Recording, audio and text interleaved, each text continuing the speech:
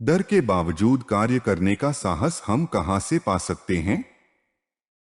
जिस चीज पर हम भयभीत होकर प्रतिक्रिया करते हैं, उसे खत्म करने की कोशिश करना एक मूर्खतापूर्ण काम है, क्योंकि यह हमारे डर के स्रोत को हमारे दिल के बजाय हमारे बाहर ढूंढता है।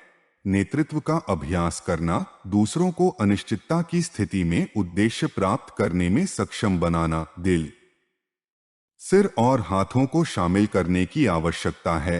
प्रेरणा, रणनीति और कार्रवाई। आयोजन में नेतृत्व पहली शताब्दी के जेरूसलम संत रब्बी द्वारा व्यक्त 3 प्रश्नों में निहित है।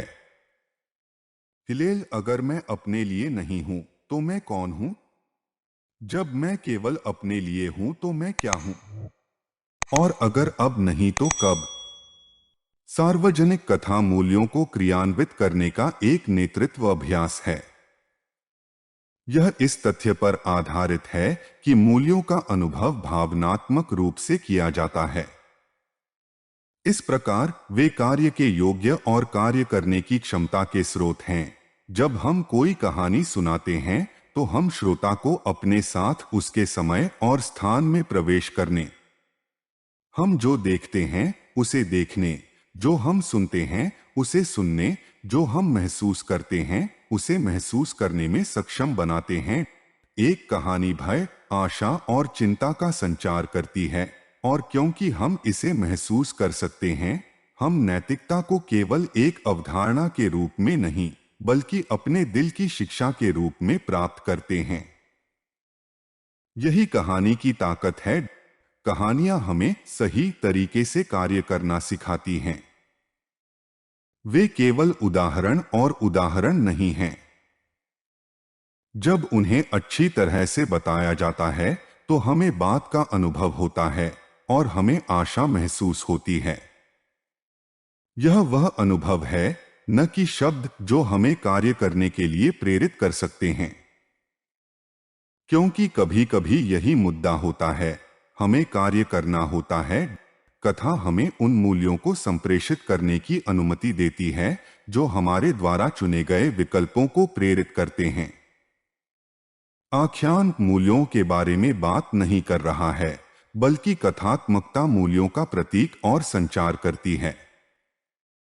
और यह हमारे मूल्यों के साझा अनुभव के माध्यम से है कि हम दूसरों के साथ जुड़ सकते हैं, एक दूसरे को कार्य करने के लिए प्रेरित कर सकते हैं, और जोखिम लेने, संभावना तलाशने और उन चुनौतियों का सामना करने का साहस पा सकते हैं जिनका हमें सामना करना पड़ता है।